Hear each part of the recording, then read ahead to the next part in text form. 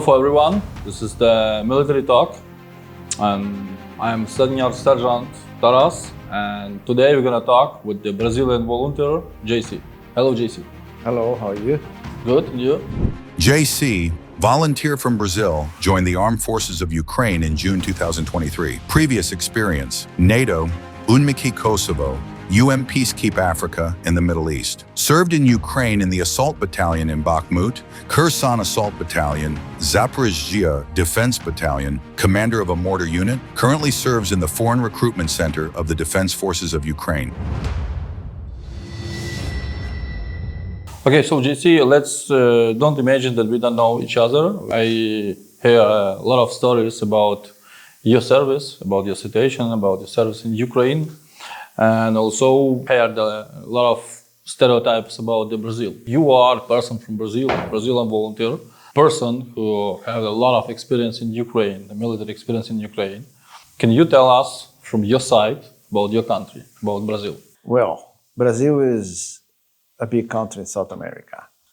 We have a lot of immigration and people there from all over the world, especially from the war of Europe. And then we have a different culture there, different food. It's a tropical country. The weather is not hard. The winter is, it's a beautiful country. We have a lot of people and enjoy our country, want to live there. Also, the foreigners want to go there and want to live there in Brazil because we're different. We happy and we working, and so it's a normal country, but is with a lot of difficulties also because it's a big country. But the people love each other. We have a different culture from the north, from the south to east to west, but everyone understands each other. This is most important. If we already touched the topic of Brazil, can you tell us more about your childhood, about your life in Brazil? My family is a poor family in the beginning, but we grow and my family also grow very good. My father worked a lot and then I learned to work with him.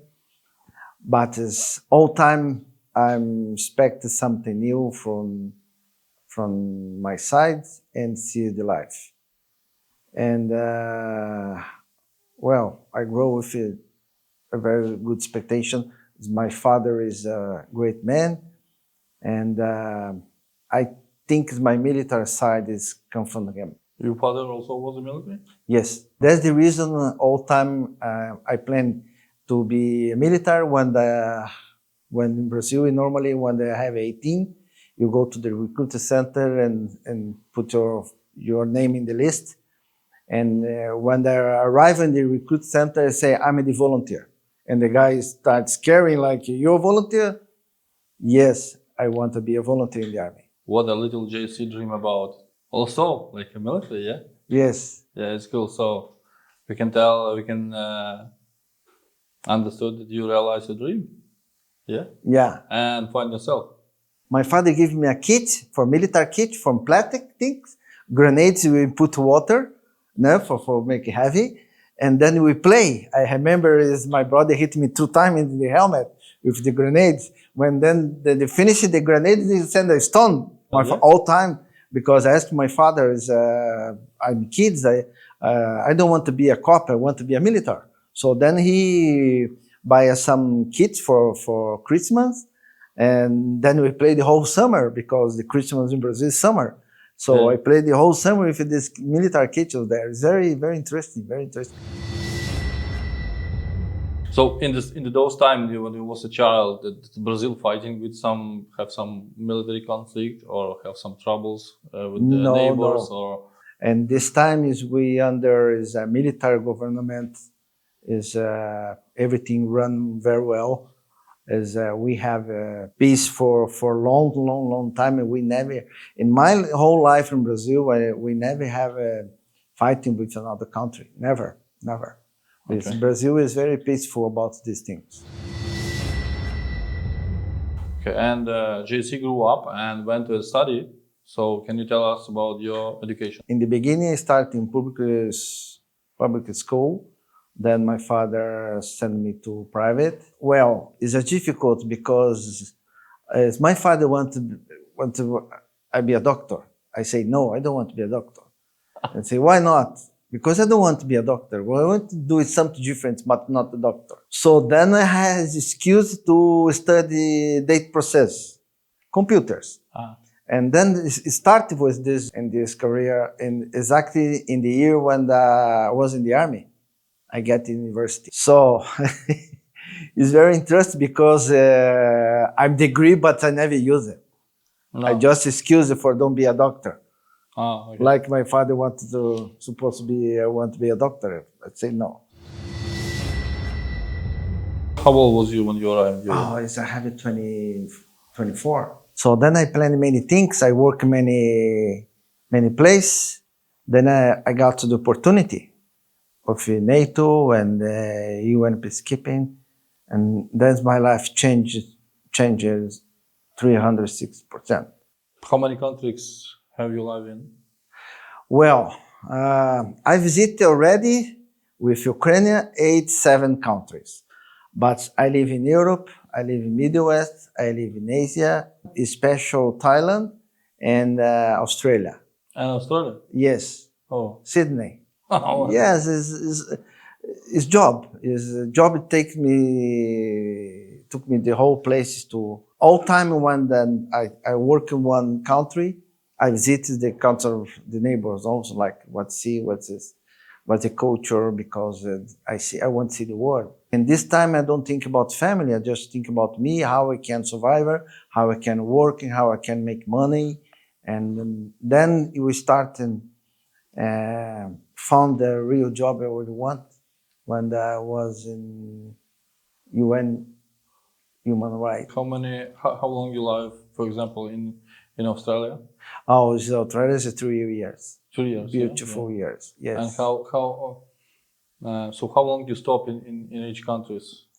Oh, it's not long because in this time I hate routine. And this time is young and I want more adrenaline, my power, and then I move out. Yeah, then I move for another countries, another cultures, and you see, and then I have a great life. Trust me, I have a great life. How long you live in Ukraine now? I have 2 years and a half on the first time here. This time I was in the front line. Now I working with this recruit center for foreigners. With recruiting. Yeah, for recruiting. I think it's part of this job, because in the army you help not just me but the country. But now I can help people. They come to help Ukrainian. They also need the help here. So this job is very important because you help these guys here because they from country, from family, they need some support sometimes. Okay, when you arrived to Ukraine, maybe you can remember your first mission, your first military experience in Ukraine, your first mission? Yeah, that is my visit card. We don't make the Hollywood movie. Yeah, I know that maybe some guys just understand that when you join the army, on the first day you just sign the papers, and the next day you go to the shooting position. Yeah, this is not works like this. Yeah, yeah. This is very good because when I arrive here, this is system. I arrive here in Friday. In the next week, I'm ready to go to the position. Is very different from today. Today, and when you come to help Ukrainian like volunteer, and you have someone to receive you, to prepare you, to take care about you, also training you before. And in my time, not. So that is my baptism is in Bakhmut, because I never expected this. It's very good because then I understand the war here. This is very good because as I take the impression, I take the real situation for the war. That has surprised me and making me more strong because then you need to learn a little bit more about the situation. Basically, is my first mission making me more strong here in Ukraine. You already have the military experience before you joined the Ukrainian army. You was the officer before. Yeah. When you joined the army, the Ukrainian army, you stand on the soldier position. Yes. The first position, like private. What was your? So I understand it was 2023, but can you tell me, take your experience, what you have before, and what was your impressions about Ukrainian army? Well, this is very good questions because I'm arriving in Ukraine with a lot of experience, but I don't have this kind of experience here, right? I have experience in commanders, logistics, orders, many things. And in the beginning, I have some problems with the orders because I not agree because, and it's for me, for my consent, is not just, it's not right. So, but I cannot be a commander or I cannot be officer here, just a private. So then I start to understand how I can work with and the Ukrainian soldiers and commanders here. I don't want to put my experience. I just show them my experience. Maybe can use it or maybe cannot use it. They decide. In many times, and they agree with me and ask sometimes what I needed to do in this situation, how we can provide, how we can do that. So all times we talking, they understand it must be partner with us, with the foreigners, because in the beginning it's very hard because nobody speaks English. Yep. I have just one commander, Dima. All time we have a meeting talking how we can pass for information for our commander, for our guys.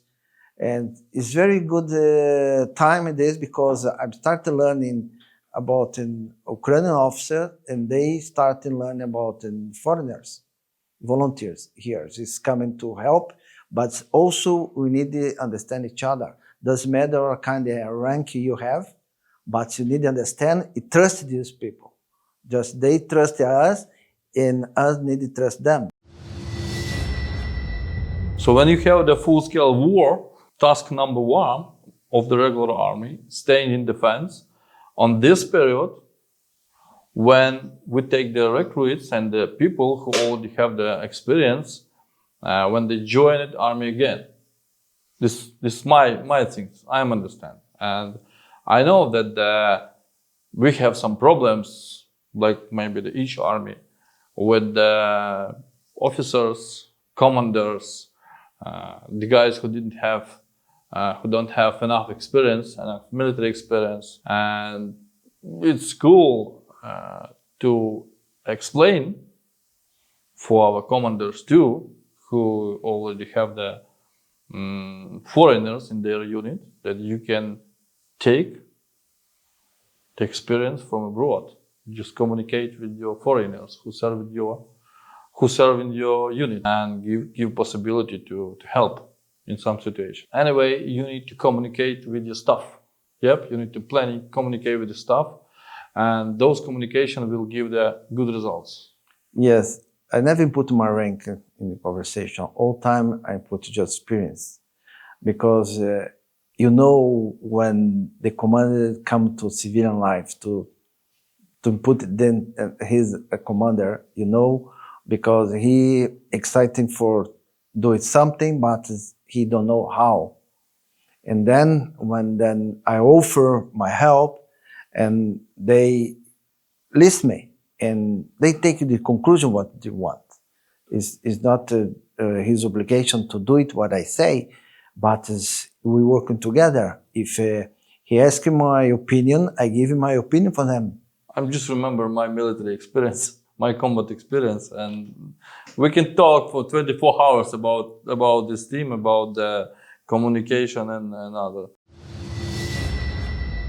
Can you tell us about your combat missions? Maybe what city you defend, what villages, city, what the regions you see in Ukraine when you join the combat orders? The last 2 years and a half, I have 3 contracts with different units, and my first in Bakhmut, my second one Kherson, and my third and beautiful unit is close to Zaporizhia with 16 battalion. We do a very good job there. That is, I learned a lot in these 2 years and a half, and then I can pass my experience for the next is coming and show them of the truth and try to help they understand and make a very good work of there. Can you tell us about from what countries they arrived to Ukraine? Foreigners come from all over the world, from South America, from Asia, Africa, also Europe. The culture make a different sense with this. It's like Latinos is always and friendly and happiness, no? Difference on other cultures, they come here, it's not an open mind, they very serious, but when they work with Latinos, there's different people. Different what? They change because they see we more friendly, we more happy, and oh, but see you in the war, why you happy? Well, why not? We do it what you like, and do it you have a friends, why you not happy?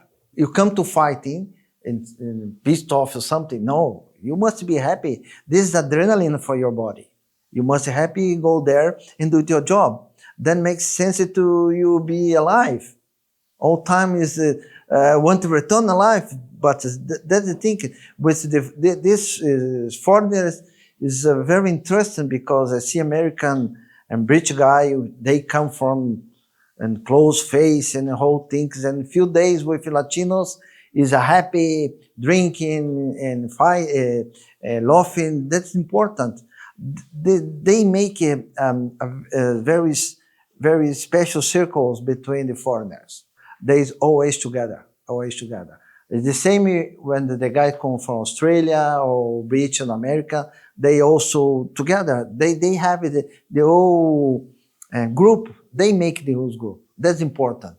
But everyone understand what the kind of job they needed to do here. That's much important. Yeah. About another person on the next day, I can tell you, and foreigners and Ukrainians, imagine mostly without military experience. Imagine the service in army like that. 2 days you sign the papers, tomorrow you take your gun and go to shoot in the position. It's normal for all humans, yeah, for all people, yeah. So maybe the guys from Latin America just ready for everything, yeah, and they like ready in the first day they like more ready and more concentrate, yeah, and in the next day they can understand that it's not bad so here, yeah, not so bad here, yeah, and they just little relax and can communicate a lot and stay like another person. It's maybe for Ukrainians, I know it because I am an instructor. I was an instructor in the army before the 2022. I learned the new guys, teach the new guys, teach the guys already with experience for another military profession, yeah, and also I teach another instructors, yeah, who must be the instructors in future. Young guys who just come to army on the first time are very seriously and ready for whole, because they imagine army like today you sign papers, tomorrow you stay on position and shooting. Anyway, the war period or not. The next day they stayed more comfortable, more communicate, yeah, and little like another person. So anyway, it's with foreigners too, same. Maybe this is the reason. It's like when you go for new school. Yeah. Your first week there, you study everyone. You see how your guy looking like you, and then you for the next week, you're already done. You know exactly who's I'm your ready to friend, die. who's your teacher. That is mean. Is the same happen here? About the Latinos, I must tell that the guys is ready to be a part of the team and they understand this. They do not try to change any rules here. They just use the, like for every day, same rules like we use like Ukrainian rules, yeah? And a lot of guys stay in Ukraine and ready to be a citizenship. I hear a lot of stories from the Russian propaganda about the foreigners, about the NATO army in Ukraine, yeah, about the mercenaries in Ukraine and other. So why you think?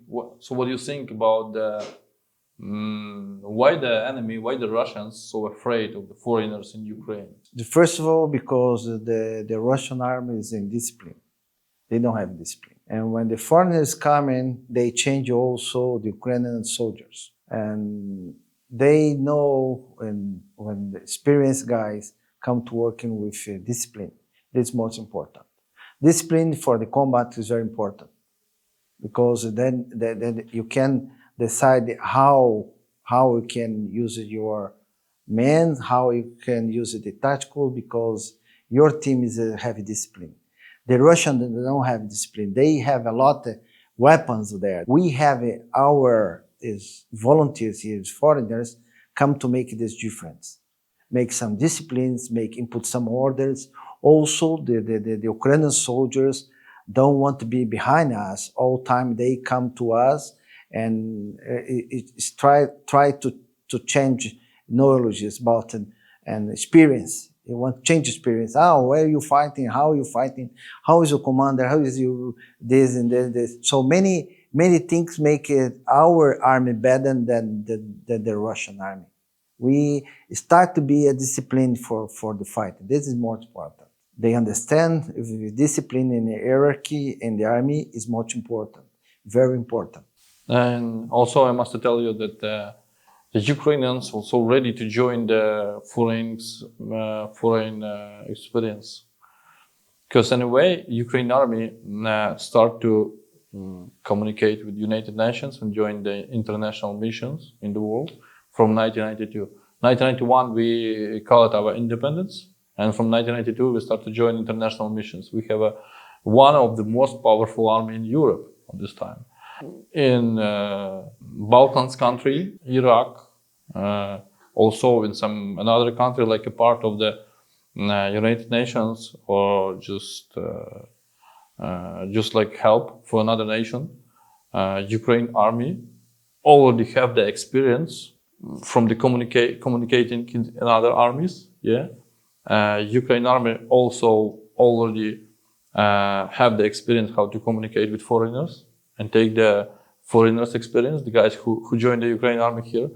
And also, I remember that in 2015 maybe or 2016, the guys, instructors from the other countries, Canada, Lithuania, some other country, arrived in Ukraine and start to study, to learn our soldiers. And we also have the experience in the communication with the guys from another army. So, like, I must tell that the Ukraine army is ready to join those help from another countries and from another army.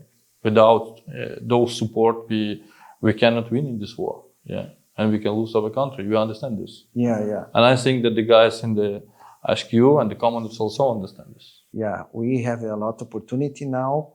Also, the another armies want to know what we learn with this war, because it's many friends and come to me and say, JC, what you learn about this war? What you think about this thing? Because they don't have some people don't have a 10% idea what's happening here. They think a war is fighting man to man. No. We learn a lot, and maybe we can teach a lot also in the future. What you can tell about the mercenaries in the Russian army and volunteers in the Ukraine army? I know the difference. But I want to hear your opinion. I talk about Russia. It's easy for them to call us mercenary, right? What they have? What Wagner is? Yeah. It's not the Russian army. No. No, Wagner work for them. They try to offend us. They call us mercenary, but we're not mercenary. We have a contract with Minister of Defense Ukraine. We're not a private company. We're working for Ukrainian government. So they try to put us this name because it's for them. Just comfortable for them, yeah? Yeah, it's comfort for them. For us, I don't care about this. I don't care about they think about me. No, I want to fighting, I do it. But for them, is a word that can offend you and your family or something. No, they know exactly. This for them is just they want to play. Because they also is a mercenary. They know about this better than us. Because Wagner don't have a contract with the Russian army. But we have. That's me. We are different. And the world know exactly different this. Sometimes you call a mercenary because you work for money. I'm sorry, but everyone is a mercenary because you work for money. Well, everybody work for money. Yes. We have a proposal here to help Ukrainian, and we are volunteer. No one go to our country and take you from your home. Now we go to work in Ukraine. No, we come for our legs, our money. We are volunteer to help the country. Many people don't understand this. How is the difference between mercenary and you? I'm is Ukrainian military. Yeah, but it's not Ukrainian. I'm an international legion. Also, I have a contract with the Minister of Defense of Ukraine from the Ukrainian government. I'm a military. I'm not mercenary. And the main reason is the mercenary in the Russian army. So when you was wounded or when you was injured, yeah, when you injured, they just take the minimum medical help and just kick you out. They don't put you in the hospital and just minimum help and go out. In Ukraine, we have there's no difference about the Ukrainian and the foreign soldiers for here. It's the same, like when the foreign soldier was injured, the unit just send them to the hospital. Foreigners can take the same help like Ukraine. Yeah. I'm sure in this situation. Remember? Yeah. I'm sure the same. Yeah, I work with the Ukrainians in the same hospital, the same doctors. Yeah. They care about me. Yeah, and we will meet. You will see. We will meet another foreigners, another guys in those hospitals. And also the foreigner can take the compensation, the financial compensation when he was injured. It's anyway the same like Ukrainian, the same. But mercenaries is like as I understand, it's the person who joins some army or some military, paramilitary or military unit just for the money. And your problem is only your problem. Yeah, not commander, not the unit cannot solve and can't help you and not be helped with it anymore. Yeah. So this is the difference, as I understand. By Ukrainian law, the foreigners who join the Ukrainian armed forces can finish his contract after 6 months. Just finish contract and go home and leave. Why you stay here? Still stay? Well, this has surprised me because after my second contract, I decided to stay Ukrainian because I'm already 60 years old. I have the same adrenaline, but my body asks for rest. So my brain wants fighting, but my body say, no, please give me a rest, give me vacation, long vacation. And then I see many opportunity for Ukraine, in Ukraine, for me. So in the army or civilian, because after we win the war, we need to rebuild and not just in a house, life, new and tools for develop the country to back what the Ukraine was before. We have and here many things in the past, but economy, agribusiness, and also is maintenance for the country. And I decided to stay in Ukraine because of this. Also, is most important the people here. The people is amazing. I have a lot of friends here. I make more friends, but I like to keep my friends close. And then the culture is very different. And my first time in my life, I feel safe. Trust me or not, I'm safe here because I see the people in the street. I see the kids in the street. Is my basis is about the kids, how they live in here. If they have a freedom, it's my country. They don't have a freedom what the kids have. It's impressive for me, very impressive. Also, my brother asked me, "You really want to stay in Ukraine?" Yes. Well, I think you choose a very good country also because you tell me what is expectation, what you have in Ukraine. I think you're right. Then I hope I have my residence and live here forever. Cool. Thank you for the Welcome. interview. Thank you.